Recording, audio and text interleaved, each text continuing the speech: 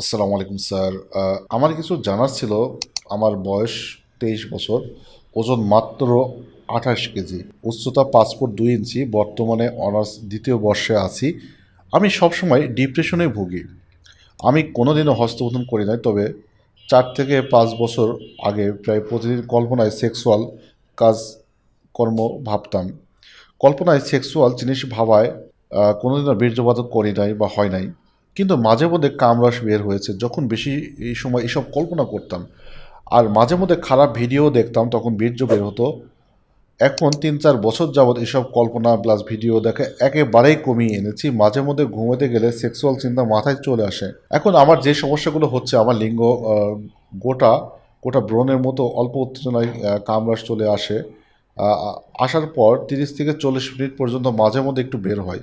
অতিরিক্ত স্বপ্নদোষ হয়, যেমন মাসে 4 থেকে 7 বার পর্যন্ত হয়। আমি মেয়েদের থেকে দূরে থাকি।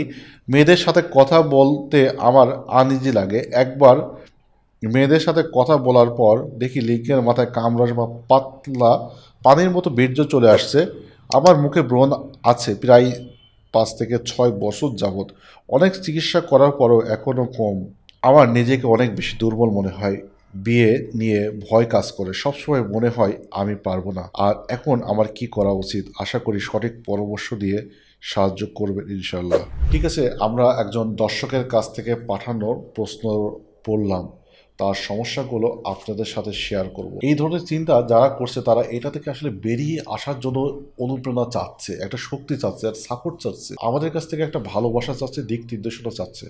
আমরা যথাযথভাবেই আপনাদের পাশে সবসময় থাকার চেষ্টা করেছি এবং থাকবো ইনশাআল্লাহ। এখানে যে সমস্যাগুলো আমার কাছে মনে হয়েছে যে আপনার কিছু ভুল, কিছু চিন্তা, কিছু পদক্ষেপ নিলে পারে আমরা ইনশাআল্লাহ এই জিনিসগুলো থেকে ওভারকাম করতে পারবো।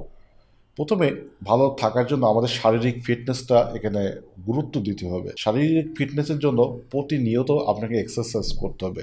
হেলদি ফুড, যে সমস্ত খাদ্যগুলো খেলে শরীর মন ভালো থাকে সেই খাদ্যগুলোকে অবশ্যই গুরুত্ব দিতে হবে। যেমন ডিম, বাদাম, খেজুর, মধু, এই সমস্ত খাদ্যগুলোর মধ্যে প্রচুর পরিমাণে ভিটামিন মিনারেল থাকে, যেটা আপনার সেক্সুয়াল উইকনেসটাকে দূর করবে। এখানে একটা উল্লেখযোগ্য সমস্যা ছিল যে ধাতু রোগ বা কামরস।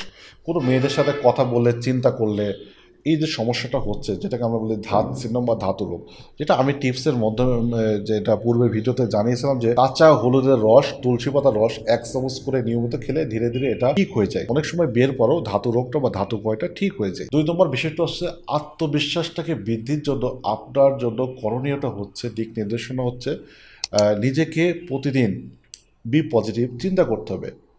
আপনি আত্মবিশ্বাসী করে নিজেকে গড়ে তুলতে হবে। আত্মবিশ্বাস বৃদ্ধির জন্য আপনি আজ থেকে 2 বছর 5 বছর পরে নিজেকে কি অবস্থানে, কোন রূপে দেখতে চাচ্ছেন, এটা কল্পনা করতে হবে রেগুলার। এখন 3 নম্বর আমি যে পরামর্শটা দিব সেটা হচ্ছে আপনার ইসলামিক ওয়েতে, ইসলামিক শরিয়া মোতাবেক, সুন্নাহ মোতাবেক আপনি জীবনযাপন করতে হবে। 5 ওয়াক্ত সালাত জামাতের সাথে আদায় করবেন এবং আপনাকে নফল নামাজ, নফল রোজা করতে হবে।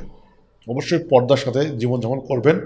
মানুষের সহযোগিতা করবেন এবং মানুষের উপকার করার জন্য সবসময় মন মানসিকতা তৈরি করবেন। নিজেকে বিয়ের জন্য অবশ্যই ফিটনেসটা এখন থেকে গ্রো করার চেষ্টা করতে হবে। সর্বশেষ দিক নির্দেশনা, অতিরিক্ত স্বপ্নদোষ হচ্ছে মাসে 4 থেকে 4 প্লাস 7 বারও হয়, 5 বার 6 বার হতে পারে। সেটাকে অতিরিক্ত যদি আপনার শারীরিক মানসিক যদি স্বাস্থ্যের উপরে নেগেটিভ ইম্প্যাক্ট ফেলে, প্রভাব বিস্তার করে, তাহলে এটা চিকিৎসার জন্য আমরা সাধারণত বলি সার্টালিন, ড্যাপোক্সিলিন, প্যারোক্সিলিন গ্রুপের ওষুধটা লো ডোজে রাতে ঘুমাইতে যাওয়ার আগে একটু খেয়ে নিতে হবে। তাহলে ইনশাল্লাহ এটা কন্ট্রোল